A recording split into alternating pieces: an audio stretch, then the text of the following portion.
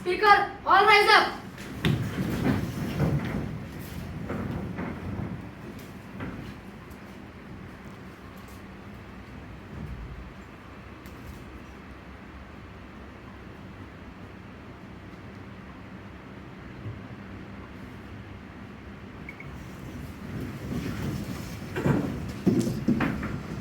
Honorable members, a very good morning to all of you. I welcome you all to the mock parliament session and I hope this session will be fruitful. We begin today's session with oath or affirmation with our newly elected members. General Secretary, please. Ms. Bhagyalakshmi, a newly elected member of our constitution, now have to take an oath or an affirmation. Madam, what would you like to take, oath or an affirmation? Oath, please. Madam, in which language would you like to take the oath? In English, please. I am Bhagyalakshmi, having been elected as a member of Upper House of the mock parliament. Do hereby swear in the name of God that I will be true, faith and allegiance to the Constitution of India as by the law established, and that I will uphold the sovereignty and integrity of my country, and that I will faithfully discharge the duties upon which I am about to enter. Honorable Prime Minister, please introduce new ministers. I'd like to introduce new ministers. Firstly, we have MP Gautam as Defence Minister. Secondly, we have Naveen as Deputy Prime Minister. Thank you. Before we begin the question hour, I take this opportunity to warmly welcome our expected foreign delegates who are present with us today. Honorable members, now we begin the question hour. Members may ask questions to the minister. I call the first question. Question number 101. Speaker Madam, will the Minister of Finance please state the details of eligibility rule right on by the government for the issue of Kisan Credit Card, the details and benefit held by KCC holders? Honorable Minister of Finance, please. Speaker Madam, the Kisan Credit Card is issued for farmers engaged crop production, allied activities and features. Eligible farmers include individual cultivators and tenant farmers. Benefit of KCC holders: short-term credit at subsidized rates, interest rates, insurance cover and flexible repayment option. Question number 102. Madam Speaker, I would like to ask the Minister of Law and Justice whether the government has launched the Nyaya Mitra scheme. If yes, what are its main aims? Where has it been implemented and has it helped the people? Has the government planned to extend it to the other states? Honorable Minister of Laws and Justice, please. Madam Speaker, yes, the government started the Nyaya Mitra scheme to help reduce pending court cases and support poor with free legal aid. It is active in some states and has shown good reason. The government plans to expand it further based on its success. Question number 103. Madam Speaker, will you cut down your own luxury sports or you will cut down the money for the soldiers and farmers? Honorable Minister of Defence, please. Honorable Speaker Madam, I currently do not have an appropriate response on this specific question. I need some more time to look into this matter and provide a written letter, Madam, please. Point to be noted. Reply should be given in the written form later. Question number 104. Madam Speaker, can the government promise that no hospital will lose funds? Honorable Minister of Healthcare, please. Madam Speaker, I understand the concern, but such decisions depends on various outgoing factors. I am not in a position to give firm assurance. Question number 105. Madam Speaker, I want to raise question to the Agriculture Minister that can you promise that farmer will not lose support? Honorable Minister of Agriculture, please.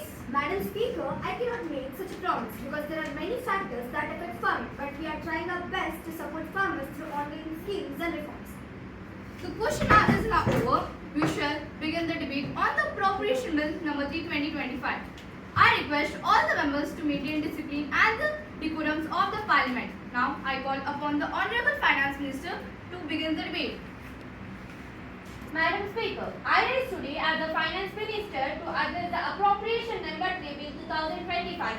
This bill seeks to authorize additional expenditure of the financial year 2025-26 and it is a critical component of our government effort to promote economic growth, social welfare and national security.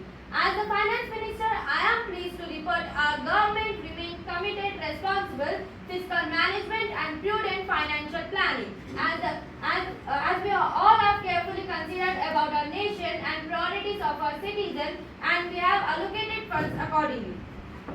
The finance speaker, madam, the finance minister claimed to prioritize citizen and manage fund responsibly. But what do we see? Why rising unemployment, struggling farmer and shrinking welfare support? The government's so-called planning look greater on paper, not in real life. The public is still waiting for real change. If this is responsible management, so why the common man is still suffering? Madam Speaker, large number of amount is allotted for internal affair, but where is the accountability? The public deserve to know. To the Honorable Speaker, Madam, the funds allocated under this appropriation bill is being fully used in accountability, ensuring national security and public welfare. And it is our duty, not a tool for control. Every step we take is for the safety and unity of the nation. Madam Speaker, through you, I directly urge the Honorable Prime Minister, do not pass this bill in its current form. It does not reflect the real needs of the people.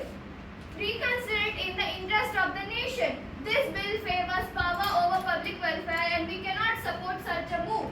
The people deserve better, not just promises.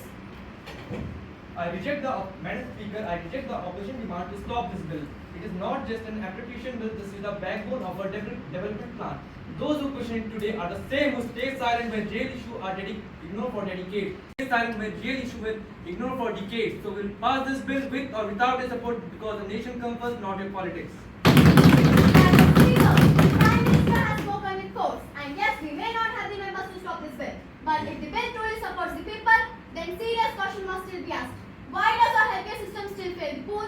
Why do rural hospitals still suffer from the facilities? And if this government is committed to real development, then they have to be in better hospitals, affordable treatment, and dignity in healthcare. Madam Speaker, I understand the concern raised by the opposition, and I want to make it clear. We are not turning away from the problems. We are tackling them head on. The appropriation bill number 3/2025 includes focusly funding to improving rural hospitals, hire more medical staff, and to ensure essential medicines are available. The strengthening healthcare is a top priority, and this bill is a crucial step to reach the goal. Madam Speaker, I wish to oppose the appropriation bill number 3/2025. This bill fails to reflect the true needs of the people. Key sectors like healthcare and farmers' welfare are underfunded, while unnecessary expenses are untouched. We cannot support a bill that is full of promises but lacking in the real commitment to the common citizen. Madam Speaker, I respect the concern raised, but this bill has been drafted keeping national priorities in mind. While it may not be flawless, it is a necessary step towards the progress. The government remains open to suggestions, but blocking this bill now would only delay machinery development. Madam Speaker, I want to intend a question to the Agriculture Minister. To the appropriation bill number 3/2025. Then why are the farmers are still waiting for the fair support prices and relief during natural calamities? And what about the defense forces while the soldiers are working under extreme conditions? This bill shows no rise in their significant role and infrastructure support. Madam Speaker, I firmly reject the accusation that this government has neglected farmers. The appropriation bill number 3/2025 includes focused provision for irrigation, crop insurance, and modern agricultural support. While the opposition question is our intent, it is this government that ensured record procurement and financial aid to farmers. We just don't raise slogans, but we act, and this bill is the reflection of this action. Madam Speaker, I strongly object to claim this bill as this appropriation bill number 3/2025-26 allocates the vital funds for new streams and for better infrastructure and even modernization. As our soldiers are not our budget plans, they are our national priority. As every rupee spent on the defense ensures a peaceful sleep for our citizens. Madam Speaker, this bill glorifies its number but ignores the ground reality. It shows a big promises, yet women still faces fear and children still suffering without nutrition and education. This bill does not speak for the backbone of the society. It simply looks up. You call this development, but it is nothing more than degradation and ignorance. We reject the bill that forget the future of women who rise it and the children who inherit it. Madam Speaker, the government is trying its best. Many schemes were launched and progress is happening gradually. Of course, challenges remain, but we are committed. This bill does have provisions, maybe not enough for some, but we are working on it. Madam Speaker, this bill seems to uplift our nation. Where is the justice who have protected our farmers, our culture and our roots? There is no still proper education, healthcare and no proper voice in the policy. Social justice is not a slogan, it is a right and the bill has to pay to honor it.